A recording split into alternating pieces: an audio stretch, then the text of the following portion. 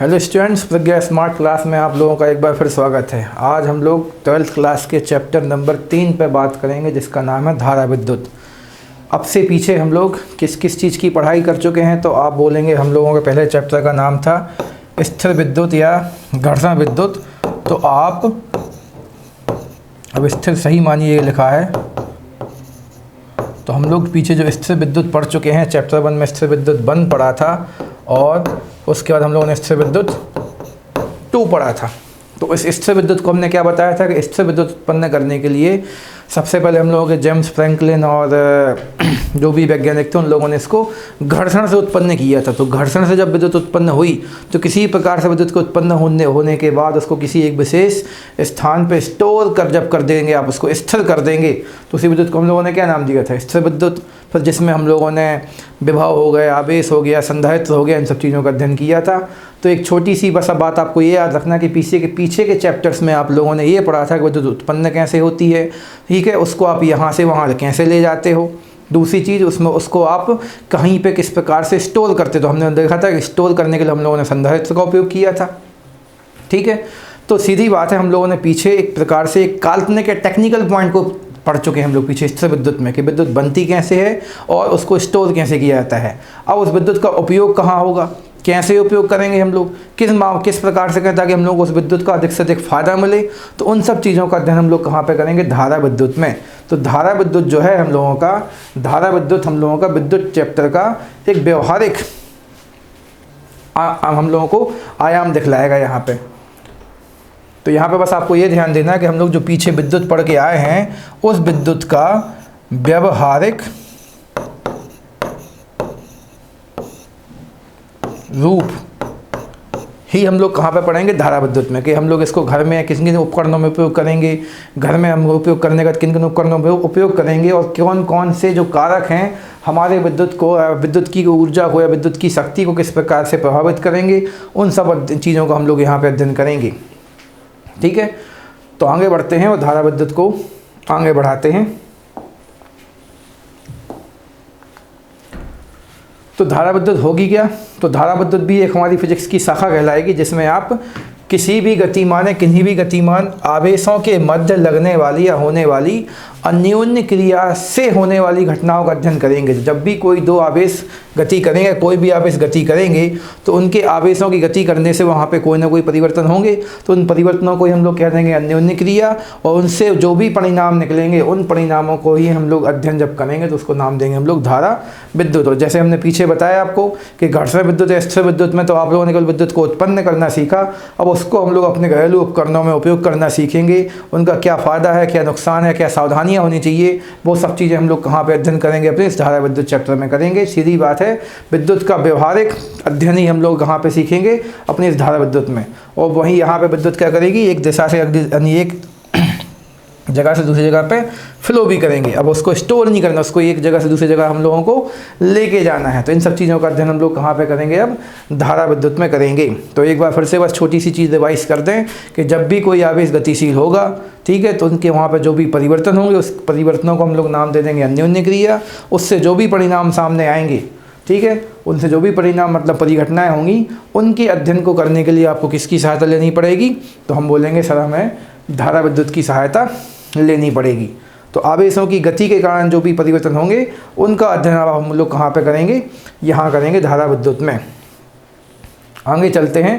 तो इसकी परिभाषा आपको याद रखना है कि धारा विद्युत क्या है, हमारी फिजिक्स की या विद्युत की एक शाखा है ये।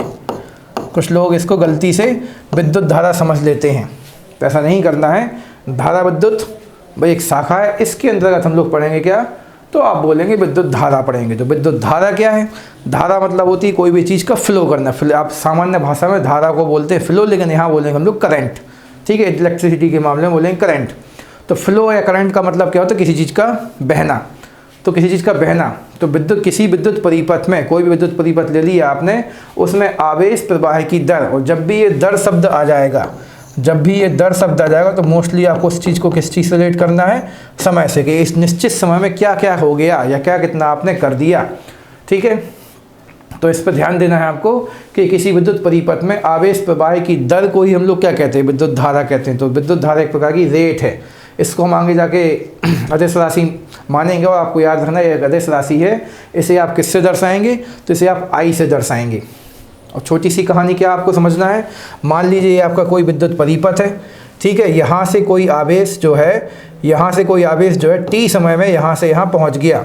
तो टी समय में कितना आवेश है, कितने आवेश एक निश्चित क्षेत्रफल को पार करके, निश्चित बिंदु को पार करके अपना स्थान परिवर्तित करते हैं, तो इन आवेशों की संख्या को ही हम लोग क्या नाम दे देंगे, एक निश्चित समय में आवेशों की संख्या को ही हम लोग क्या नाम दे देंगे, विद्युत धारा। जैसे चित्र में भी आप समझ सकते हैं कि मान लीजिए हमारा ये बिंदु है जहाँ से आवेश को यहाँ से वहाँ जाना है, तो जो आवेश है इस निश्चित बिंदु से इस स्थान से इस स्थान की ओर जाने में टी समय ले रहे हैं, उस टी समय में जितने आवेश यहाँ से वहाँ निकल जाएंगे, उन्हीं आवेशों की संख्या को हम लोग क्या नाम दे देंगे, विद्युत धारा दे देंगे। तो इसी को यदि हम लोग गणितीय रूप में समझाने की कोशिश करें कि यदि किसी विद्युत धारा परिपथ में समय अंतराल t में आवेश q जो है प्रवाहित होता है, तो उसमें प्रवाहित होने वाली विद्युत धारा को आप क्या कह देंगे, I बराबर Q/T। तो इस t समय में q आवेश क्या हो गया, यहाँ से वहाँ चला गया। जहाँ पे q क्या है, तो आप बोलेंगे आवेश है,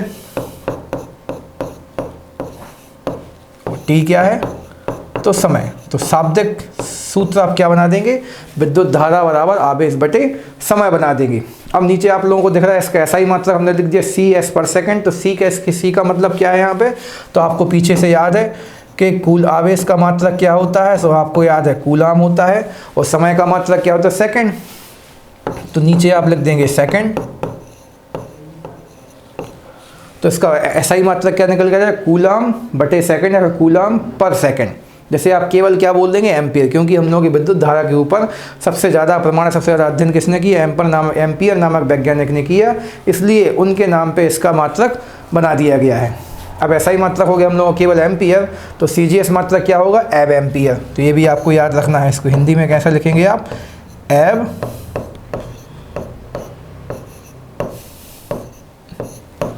एम्पियर।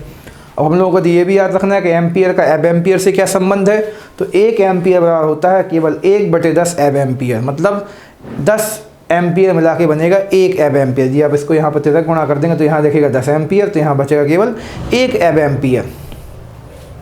तो इसको भी आप याद रखें ईजी फॉर्मेट में, 10 एम्पियर बराबर हो जाएगा 1 AB एम्पियर या फिर एब एम्पियर। तो ये आपको याद रखना है। तो एक बार फिर से बस रिवाइज कर देते हैं छोटी सी चीज़ कि एक निश्चित समय अंतराल में किसी बिंदु से या किसी विद्युत चालक से हमारे कितने आवेश यहाँ से वहाँ स्थानांतरित हो गए, उन आवेशों की संख्या को या दर को हम लोग क्या नाम दे देंगे, विद्युत धारा नाम दे देंगे। इसका सूत्र हो जाएगा I बराबर Q/T, जहाँ पे Q है हमारा आवेश, T है हमारा समय। तो इसका मात्रक क्या निकल गया, कूलाम प्रति सेकंड, यानी CS इनवर्स, जिसे आप केवल एम्पियर से दर्शाएंगे। इसका ऐसा ही मात्रक एम्पियर होने पर CGS मात्रक क्या कहलाएगा, आपका एब एम्पियर कहलाएगा। ये हम लोगों को याद रखना है। एक छोटी सी चीज़ यहाँ पे हमने आपके लिए नोट डाल के लिख रखी है, नोट के रूप में लिख रखी है कि विद्युत धारा में इलेक्ट्रॉन के प्रवाह की दिशा जो है इलेक्ट्रॉन की विपरीत दिशा में मानी जाती है। तो आपको क्या ध्यान देना है, यहाँ पे क्या समझना है कि यदि इलेक्ट्रॉन जो हैं, इलेक्ट्रॉन की दिशा इस ओर है तो विद्युत धारा की दिशा क्या होगी, इस साइड होगी। तो ये आपको याद रखना है। तो जिस दिशा में इलेक्ट्रॉन बहते हैं जस्ट उसके विपरीत और कौन बहते हैं, ठीक है, जस्ट उसके विपरीत और किसकी दिशा होगी, विद्युत धारा की, ठीक है। तो इससे ये वाली चीज़ है, आपको ये भी पीछे हमने बताया था कि जहाँ पर इलेक्ट्रॉन जाके इकट्ठे हो जाएंगे वहाँ पे हो जाएगा उच्च विभव, और जहाँ से इलेक्ट्रॉन निकल रहे हैं वहाँ पे हो जाएगा निम्न विभव। तो अब जो विद्युत धारा है वो उच्च विभव से कहाँ की ओर चली जाएगी, निम्न विभव, क्योंकि हम लोग इलेक्ट्रॉन जो हैं वो निम्न से उच्च की ओर जा रहे हैं। तो विद्युत धारा कहाँ से कहाँ की ओर जाएगी, उच्च से निम्न विभव की ओर जाती है। तो विद्युत धारा सदैव उच्च विभव से निम्न विभव की ओर प्रवाहित होती है, होता है। जो विद्युत धारा है उसका प्रवाह हमेशा उच्च से निम्न की ओर होता है। तो दो चीज़ें भी आपको याद रखनी है, फिर से भी रिवाइज कर देते हैं इस वाले पॉइंट को हम, कि इलेक्ट्रॉन की दिशा के विपरीत दिशा होती है किसकी, विद्युत धारा की। और फिर हम लोगों को ये भी याद रखना है कि जो हमारी विद्युत धारा है वो हमेशा उच्च विभव से कहाँ की ओर जाती है, निम्न विभव की ओर जाती है, क्योंकि जहाँ पर इलेक्ट्रॉन इकट्ठे होते जाएंगे वहाँ पर उच्च विभव स्थापित हो जाएगा। तो यहाँ से विद्युत धारा कहाँ की ओर जाने लगेगी, निम्न विभव की ओर जाने लगी। और ये प्रवाह तब तक होता रहेगा जब तक दोनों बिंदुओं का विभव एक जैसा ना हो जाए। तो ये हो गया हमारा विद्युत धारा। इसका सूत्र आपको याद रखना, I बराबर Q/T। अब इसी पर आधारित हम लोग कुछ क्वेश्चन करते हैं। तो हम लोगों को दिया गया है किसी विद्युत परिपथ में 2 एम्पीयर की विद्युत धारा प्रवाहित हो रही है, ठीक है। तो 5 मिनट में परिपथ में प्रवाहित होने वाले कुल आवेश का मान आपको निकाल के देना है।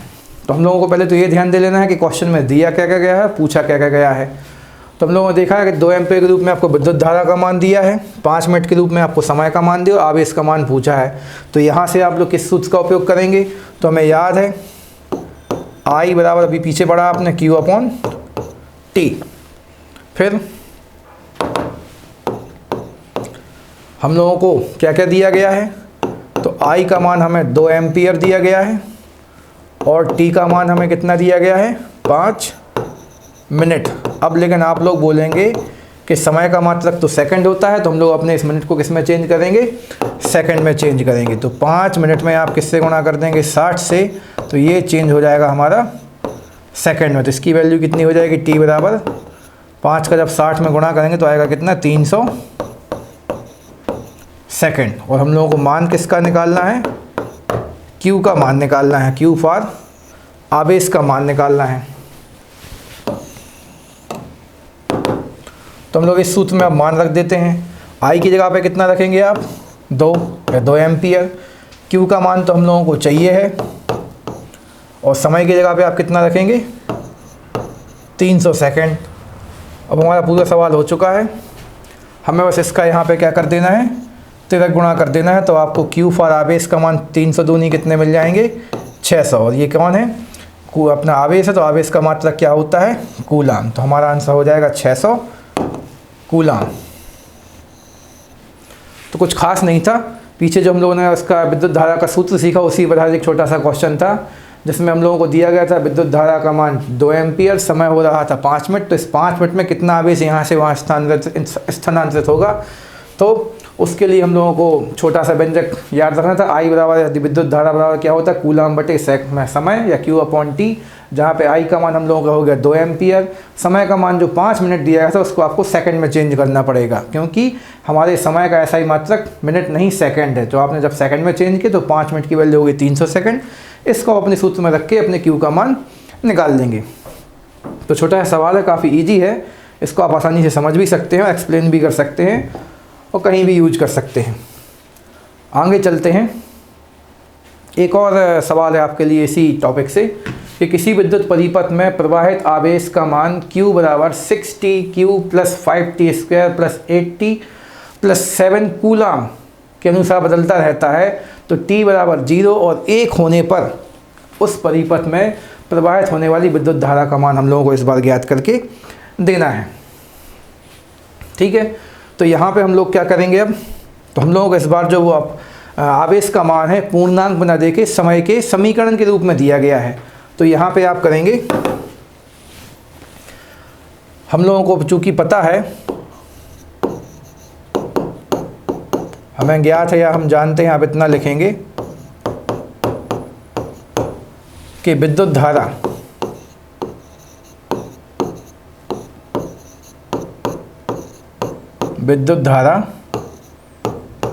I बराबर Q/T। अब लेकिन इसमें बार बार परिवर्तन होना है, आपको T बराबर 0 पे भी निकालना और T बराबर 1 पे भी निकालना है। तो इसी का आप दूसरा फॉर्मेट क्या बना लेंगे, I बराबर dQ/dt।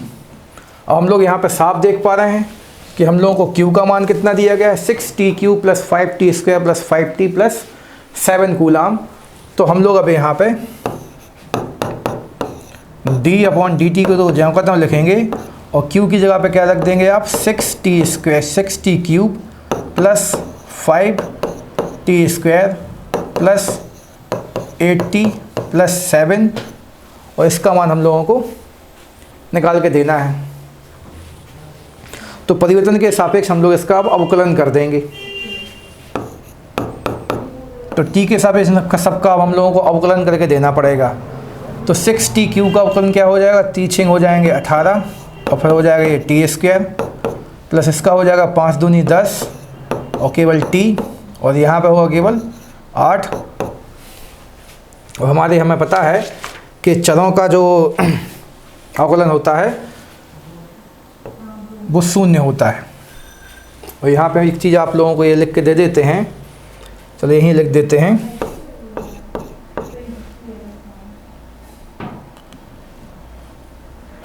कि हम लोगों को अवकलन क्या याद रहे,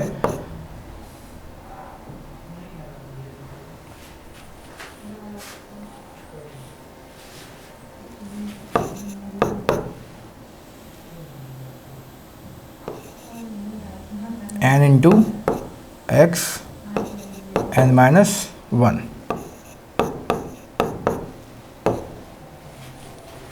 ठीक, इस वाले प्रकार से हम लोगों ने इसका अवकलन किया है।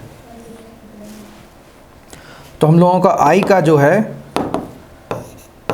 अंतिम मान क्या बन रहा है, 18t² प्लस 10t और प्लस में केवल 8, और जो 7 था वो तो चला गया। अब हम लोगों को t के मान कितने कितने दिए गए हैं, तो हम लोगों को t का मान जो है 0 और 1 दिया है, तो इनका यूज करोगे आप।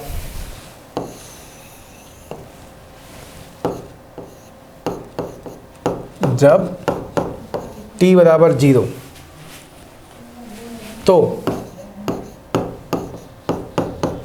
i बराबर 18t² प्लस 10t प्लस 8 का मान जब आप निकालने के लिए आए आएंगे तो t का मान 0 रखने पे, अब लिख के दिखाते हैं, आपको समझ में तो आ गया है वैसे हमारे ख्याल से।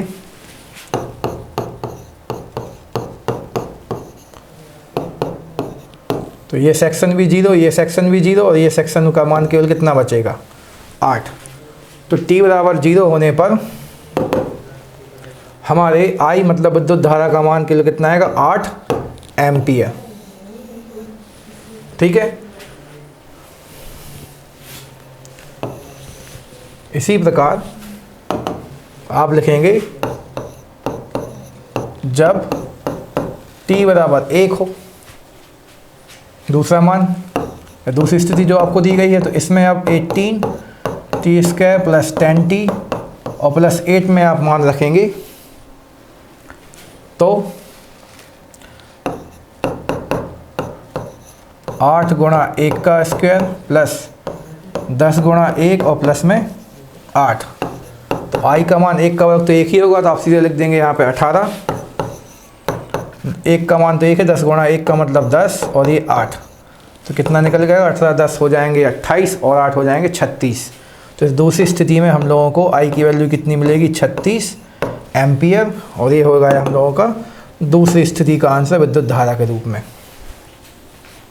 तो अब एक छोटी सी नई चीज़ बस हमने आपको बताई है जो पीछे हमने नहीं बताई थी, कि इस वाले क्वेश्चन में आप लोगों को आवेश का मान पूर्णांक बना देकर आवेश का मान परिवर्तित समीकरण के रूप में दिया गया है, और उसके लिए भी आप लोगों को t के मान 2 दिए गए हैं। तो हम लोगों ने इसमें से विद्युत धारा का मान निकालने के लिए लिखा है विद्युत धारा का सूत्र, जो कि आपको याद है Q/I बराबर Q/T। तो लगातार परिवर्तन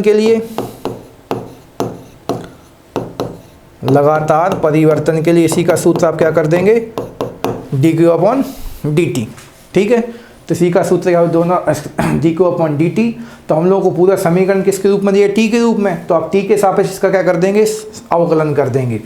तो आपने q का मान यहाँ पे रख दिया और उसका हम लोग t के सापेक्ष क्या कर देंगे, अवकलन कर देंगे। अवकलन करने के बाद आपको मिला केवल कितना, 18t² प्लस 10t प्लस 8, और हम लोगों को जो t के मान 0 और 1 दिए थे, इस समीकरण में अलग अलग आपने t बराबर 0 और t बराबर 1 रखने पर अपने आंसर्स निकाल दिए। तो है काफ़ी ईजी, बस आपको ये अब इसका विद्युत धारा का एक नया रूप भी याद रखना है कि जब लगातार परिवर्तन या अल्प समय अंतराल कुछ भी दिया जाएगा आपको, तो i का मान आप लोग dQ/dt भी निकाल सकते हैं और t के सापेक्ष उसका क्या कर सकते हैं, अवकलन कर सकते हैं। और फिर हम लोगों को जो भी पूछा गया उसमें आपने मान रख के इसका मान एम्पियर में निकाल लिया है। तो आशा करते हैं ये समझ में आया आपको, और आगे बढ़ते हैं। कोई भी डाउट होने पर आप हमसे संपर्क कीजिए और रिवीजन कीजिए, लेकिन रिवीजन जब तक करेंगे तब तक कोई भी डाउट नहीं बनेगा, और कोई बनता है तो हमसे संपर्क कीजिए, हम आपके डाउट को दूर करेंगे। तो हमने जो पीछे विद्युत धारा पढ़ा है, तो विद्युत धारा तो ये एक जगह से दूसरी जगह बह के जा रही थी, तो उस प्रवाह की दर को ही हम लोगों ने क्या विद्युत धारा कह दिया है। तो कहाँ पे कितनी पहुँची है, फिर कहाँ से प्रवाह कितना है, कहाँ से प्रवाह कितना नहीं है, उसको हम लोग नाम देंगे क्या, धारा घनत्व। घनत्व को आप इंग्लिश में बोलते हैं डेंसिटी, तो करंट डेंसिटी। तो किसी चालक के प्रति एकांक अनुप्रस्थ काट के क्षेत्रफल से प्रवाहित होने वाली धारा को ही आप धारा घनत्व कहेंगे। ठीक है, तो हमने मान लिया कि हमारी जो विद्युत धारा है, इसलिए यदि इस चित्र को ही आप समझना चाहें तो यहाँ पे हम लोग देख लेते हैं कि हमारी जो विद्युत धारा है इस वाले एरिया से प्रवाहित होने वाली है।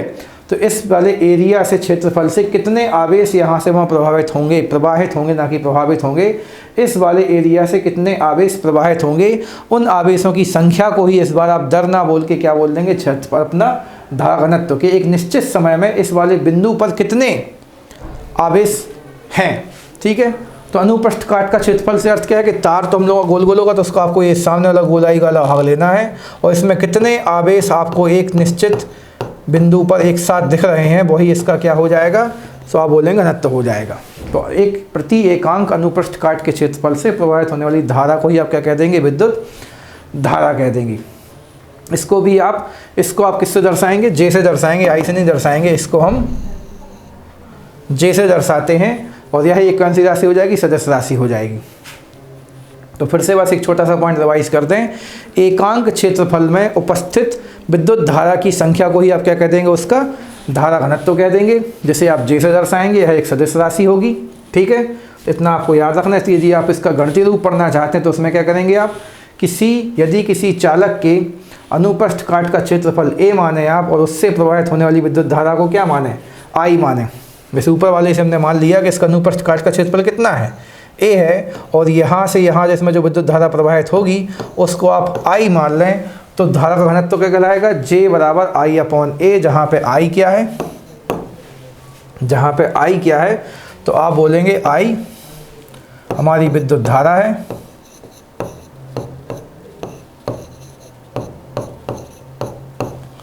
आई विद्युत धारा है, और ए क्या है, एम्पियर नहीं है यहाँ पे, ए क्या है, क्षेत्रफल। और पूरा लिखना है तो आप क्या लिखेंगे, किसका क्षेत्रफल, अनु मतलब उसको आड़े में काटना है आपको, ना कि खड़े में। गोल गोल जो तार है हमारा उसको इस प्रकार से काटना है, सामने से काटेंगे, उसका जो गोल गोल भाग दिखेगा उसी को आप बोलेगा अनुप्रस्थ काट का क्षेत्रफल। अनुप्रस्थ रूप से काटना है, तो पूरे लिख देते हैं। तो ए का मतलब यहाँ पे एम्पियर नहीं, सूत्र है, ना कि संख्या, ना कि हमने मतलब मात्रक बनाया है। तो धारा घनत्व को सूत्र बन जाएगा जे बराबर आई अपॉन ए।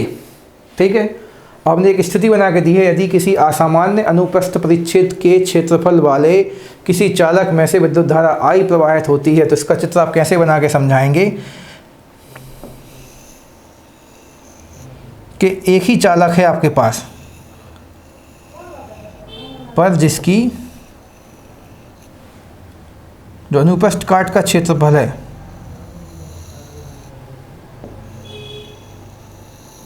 वो अलग अलग दिया गया है आपको। ठीक है, तो एक असामान्य अनुप्रस्थ परिच्छेद के क्षेत्रफल वाले, मतलब यहाँ पे इसका अनुप्रस्थ परिच्छेद क्षेत्रफल है, अनुप्रस्थ क्षेत्रफल अलग होगा, यहाँ पे क्षेत्रफल अलग होगा, यहाँ पर क्षेत्रफल अलग होगा, लेकिन धारा उसमें जो धारा है वो समान प्रभावित होगी। तो उस स्थिति में हमारे धारा घनत्व का मान क्या होगा, तो वो हम लोग यहाँ पे ज्ञात करने वाले हैं। तो हम लोगों को पीछे से पता है कि धारा घनत्व बराबर क्या है, आई अपॉन ए है। तो यहाँ से आई की वैल्यू क्या हो जाएगी, जे इंटू ए हो जाएगी। तो यदि हम लोग ये मान लें कि इस वाले का क्षेत्रफल कितना है, A1 है, इसका क्षेत्रफल कितना है, A2 है, और इसका क्षेत्रफल कितना है, A3 है, और धारा तो सेम प्रवाहित हो रही है इनके अंदर से। लेकिन अब क्या होगा, क्षेत्रफल बढ़ जाने से धारा का मान भी बढ़ जाएगा, और यहाँ पर जिसका जो घनत्व है वो क्या हो जाएगा, J1 इंटू A1। ठीक है, इस वाले एरिया से जब धारा प्रवाहित होगी तो धारा का मान जो भी होगा, लेकिन हमारा जो धारा का मान थोड़ा सा कम हो जाएगा, तो उसके लिए हम लोग क्या बोल देंगे, J2 इंटू A2। और जब इस वाले एरिया से हमारी धारा गुजरेगी तो यहाँ पे जो कि एरिया का मान कम हो गया, धारा का मान भी कम हो जाएगा, इसका घनत्व भी कैसा हो जाएगा, कम हो जाएगा। नहीं, घनत्व भी परिवर्तित होगा, कम तो नहीं बोलना चाहिए, घनत्व परिवर्तित हो जाएगा। तो उस स्थिति में क्या होगा, J3 इंटू I3। तो एक छोटी सी बात फिर से रिवाइज कर देते हैं बस यहाँ पे, कि यदि हम लोग समान प्रवृत्ति या प्रकृति वाले किसी भी चालक में हैं, लेकिन उसका अनुप्रस्थ काट का क्षेत्रफल अलग अलग है, ठीक है, तो क्षेत्रफल अलग अलग हो जाने से विद्युत धारा का मान समान होने पर भी हम लोगों का धारा का घनत्व कैसा होगा, अलग अलग होगा। ठीक है। धारा का घनत्व कैसा होगा, अलग अलग होगा। तो यहाँ पे हमने वही चीज़ आपको बताई है कि A1 क्षेत्रफल में हम लोगों का जो धारा का मान होगा J1 इंटू A1 हो जाएगा। तो यहाँ पर जाके क्या होगा J2 इंटू A2 और A3 और इसका मान क्या होगा J3 इंटू A3। लेकिन सभी में धारा का मान तो कैसा रहने वाला है, समान, क्योंकि हम लोगों को ये भी पता है कि मान लीजिए इस पूरे इतने बड़े एरिया से अभी कहने को कितनी धारा निकल रही थी, मान लीजिए 10 धारा निकल रही थी, ठीक है। तो और अपने एरिया कितना है, 10 है, तो 10 एरिया से 10 धारा निकली।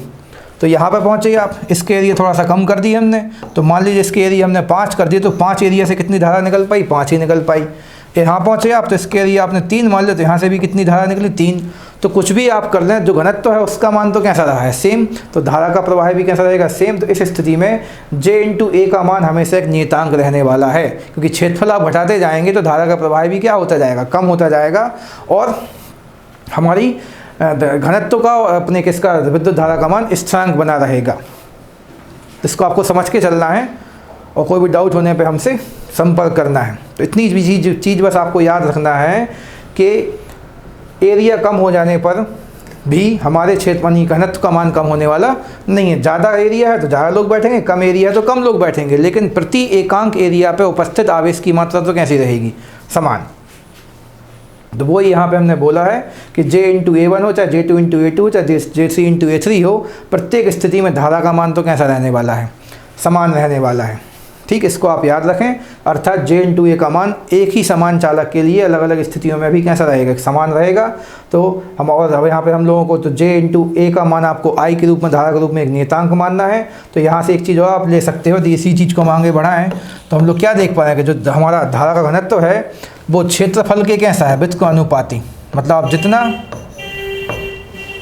एरिया बढ़ाते जाएंगे हमारा घनत्व क्या उतना ही कम होता जाएगा, अर्थात इन दोनों के बीच में वृत्त का अनुपाती का संबंध निकलेगा। और जब इसको आप यहाँ पे गुणा कर देंगे और बीच में हम लोग यहाँ पे I छोड़ देंगे, तो J इंटू A का मान जो है एक I जैसे नियतांक के रूप में निकल के आएगा। पर एक चीज़ आपको ये भी याद रखना है कि घनत्व यदि आपको ज़्यादा चाहिए तो एरिया कम रखना पड़ेगा, और यदि आपको एरिया बढ़ा रहा है तो घनत्व क्या हो जाएगा, कम, अर्थात दोनों में संबंध विपरीत या फिर वृत्त अनुपाती प्रकार का है। तो फिर से थोड़ा सा रिवाइज कर देते हम लोग इसको। धारा घनत्व को एक निश्चित या एकांक क्षेत्रफल से गुजरने वाले विद्युत धारा की मात्रा को ही आप क्या कह देंगे, विद्युत धारा कह देंगे, जिसका सूत्र धारा घनत्व कह देंगे, जिसका सूत्र क्या बनेगा, J बराबर I/A, जहाँ पे J हमारा धारा घनत्व है, I क्या है विद्युत धारा है, A उसका अनुप्रस्थ काट का क्षेत्रफल है। इसी चीज़ को समझाने के लिए हमने आपको एक अलग अलग क्षेत्रफल वाली आपको चालक लिया है। तो आपको बस ये याद रखना है कि भले क्षेत्रफल अलग अलग हो रहा है और इसका घनत्व का मान भी थोड़ा बहुत चेंज हो सकता है फिर हमारे जो भी होगा, लेकिन क्षेत्रफल और धारा घनत्व का मान का गुणनफल हमेशा क्या रहेगा, एक नियतांक रहेगा, अर्थात J और A परस्पर वृत्त अनुपाती का संबंध दर्शाएंगे। तो इसको आप समझें, और कोई भी डाउट होता है तो हमसे संपर्क करें। और अभी आगे बढ़ते हैं।